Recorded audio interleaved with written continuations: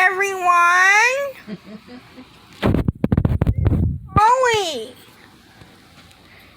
And Hi. this is Timmy. This is our baby boy. Say hi, Frodo, before I let you go. Woo! Bum, bum, bum. Come here. Anyway, we're just kind of giving you an update what's going on. Come here, baby boy. Yeah, show the world to you. You know that we were talking about Jeremiah. Well, she's still with us, but we're losing her. Her quality of life is still high, so I haven't taken her to the vet for 2 reasons. Well, her quality of life is high, and she's just old, and there's nothing really open. So Tuesday, I'm going to check her quality of life. You know, I can tell, though, I've had cats. So I've been stressing and crying and letting go. But that's just part of having a cat. Because it's like you open your heart to this beautiful creature. Dog, cat, fish, bunny, it doesn't matter. Holly. But in seriousness, you open your heart to it and you just love it with everything you have. And you give it everything you have. And you don't outlive it. And you slowly watch it change. And you just watch time take its toll. And it's the hardest thing of being a pet parent. But it's worth it when you consider how much joy and love and silliness and the gift Jeremiah was and is, because she's still with us. But you can see when I broke out. And there's other things going on. I mean, look at the world we're living in. That's very stressful. I'm releasing a friendship that I've had for years, and you know, that's been really hard. Because it's just gotten to a point where it hurts more that they're my friend than it would be if they're not my friend. And I really don't have that many friends. And then there's stuff just going on in our family. And a guy I really liked just moved, you know, we were getting to know each other. And he was so sweet, but he got a job offer. And he had to leave to San Diego. And that's okay. It wasn't God's fault. But at least I had a suitor for a while. So, yeah. Want to say something? Wefingered, he gave me some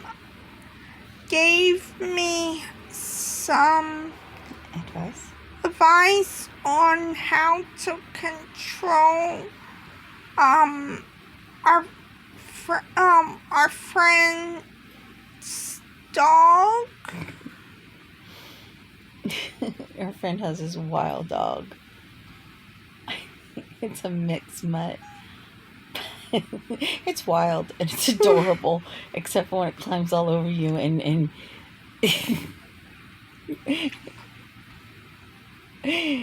and Dad loves it, but he won't admit it because every time I tease him about getting like a chihuahua, he looks at me, he's going, "You're getting a rat."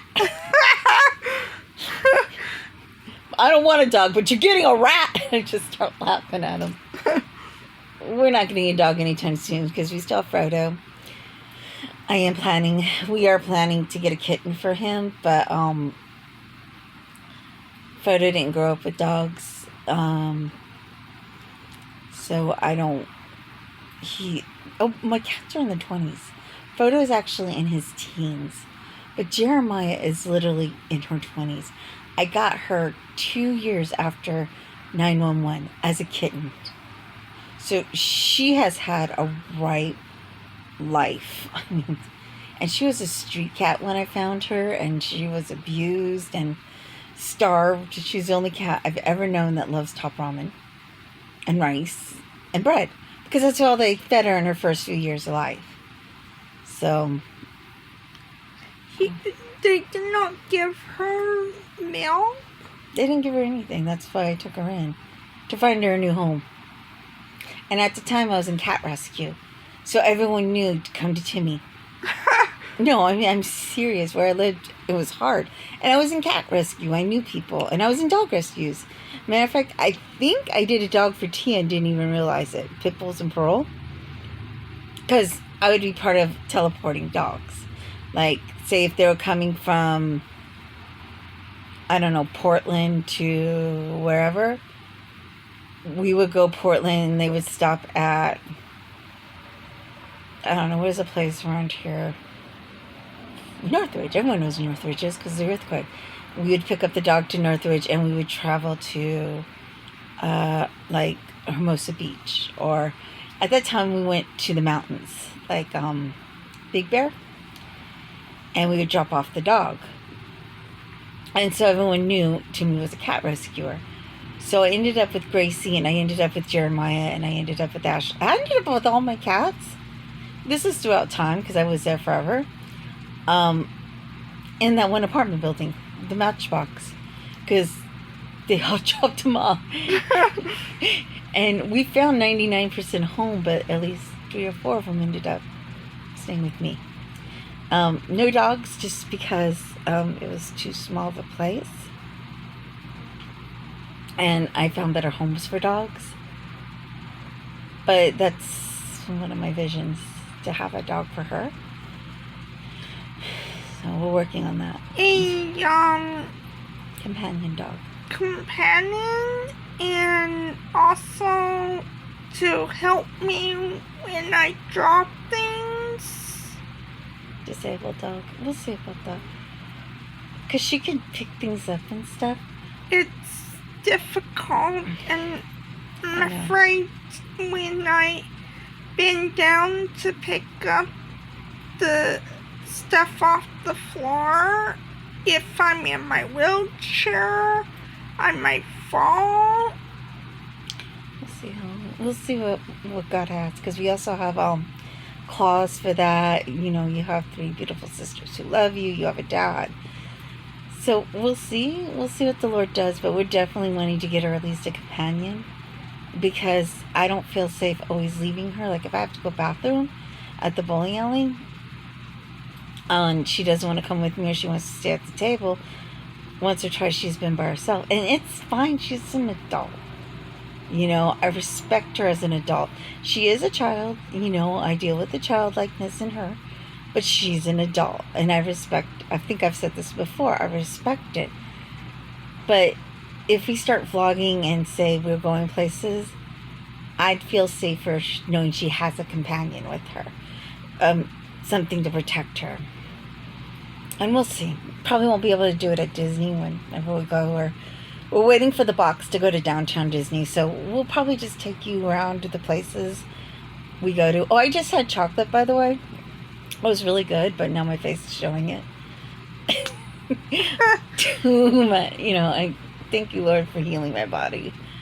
But we'll probably, as soon as we're all set free and the bowling alley opens up, we'll take you to the bowling alleys that we go to. We're taking you to George, Chucky's. Definitely Chucky's, right, baby? And the park. And there's still learning to edit. In the last video, I told everyone I ruined my... Yeah? I need you to hold the phone. Face it towards you, please. Because... You gotta eat your face. I love my little sister. Anyway, the park, where we go to the concerts and the movies. I told everyone last vlog I ruined my my sewing machine trying to learn to sew. Well, I didn't do anything bad to my tablet. I don't know this. I said last time this week, I'm still trying to pull things together. So I'm going to try to put something up. Yeah, so thank you for your patience. I'm not trying to be a flake. I just got a lot on my plate. like I said, I will tell everyone I lost my family's house. For years, my father died without a will, my biological father. And my sister had to leave, and she moved out, and I think she's in Torrance or something. Anyway, so I've been concerned about her and just stuff I really don't want to get into, but it's been really too much, you know. And then I take care of Holly, and you know, that's not a problem. Anyone, I want you to hear me, it's not. But the problem is the people that used to help us kind of weird, and they're trying to stir up trouble again. So I'm just kind of like, okay, Lord. And when we go to a certain store, we bump into The granddaughter. And she's fine. I feel bad for her, actually. But it's just, you know, there's just people that, I don't know. They're just weird people. And I vlogged this a long time ago. So, you know, and we're okay. Her workers are on my side. You know, they know me. And I'm not eating that chocolate again, because the more I talk, the more I see my face filling up. Oh. So, it's just one of those things. I love you too. Anyway, you want to say anything, baby doll? You're the one who wanted to vlog. Okay.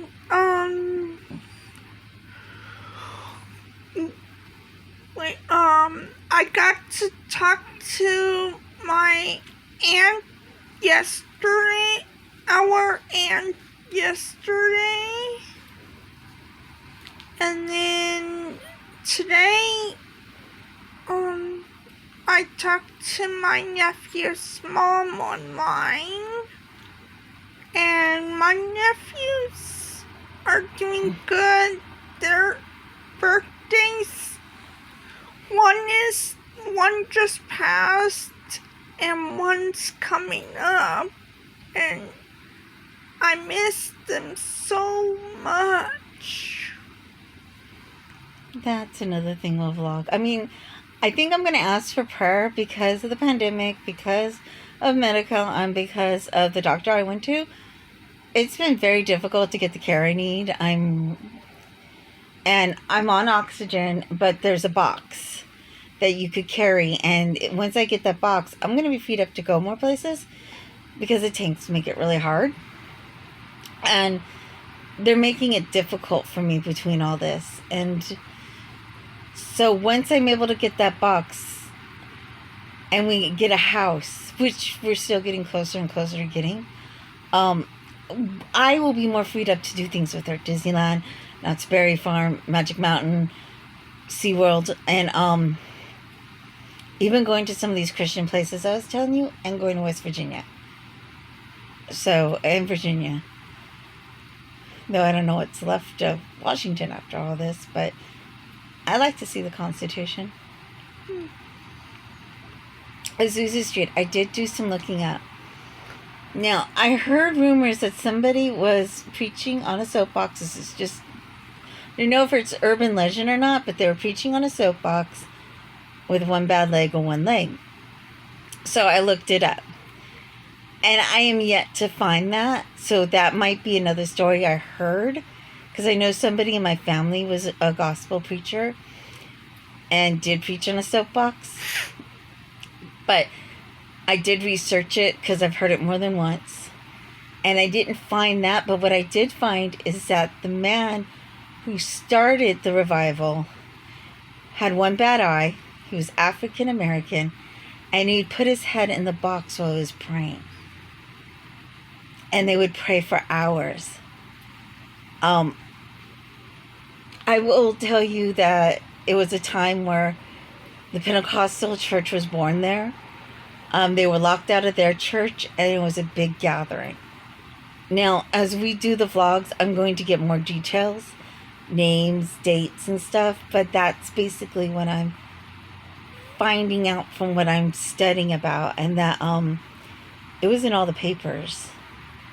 And I'm seeing papers and articles and books. I don't have a lot of money right now to buy, so this is all the stuff I'm finding free on the internet. And what I'm being told. And when I get to church, there's a couple of people at church that's gone there that I want to talk to and go from there. Yeah, so that's Azusa Street, and that's the one I'm focusing on right now. So the more information I find out, the more information you'll get. And that was in Los Angeles. Los Angeles, California, Azusa Street. You can look it up online. The place of the revival is still there. It is a museum.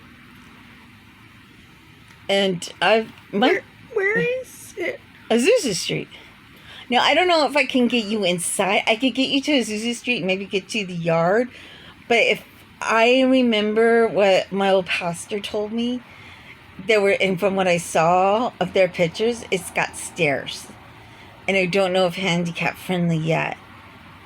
But I could still take you there and take you to the outside and maybe have someone talk to us about it. So that's a goal. Yeah, and so that's just one treasure in Los Angeles that nobody knows about. I was wanting to also go to the LA Zoo when Definitely. they open it back up again. I think it's open, baby, but our problem right now is the box. Yeah. Because I think people are going. I'm going to research it. But I also want to go to Griffith Park. I want to go to the merry-go-round that Adam Wu was talking about, where Disney, saw it. There's a little place by Disney Studios in Burbank where you can walk. Right now, the only thing limiting me, because we're getting access, and we could plan it out. So the only thing limiting me is the oxygen tanks. So we're just taking little steps. And that's probably what we're going to vlog around here more. And just kind of keep you updated. But it's hard because of the pandemic. Because we're open, we're closed, we're open. I feel like we're on a roller coaster. And November is really close, so I'm going to encourage everyone, vote. Vote, please. Vote, vote, vote.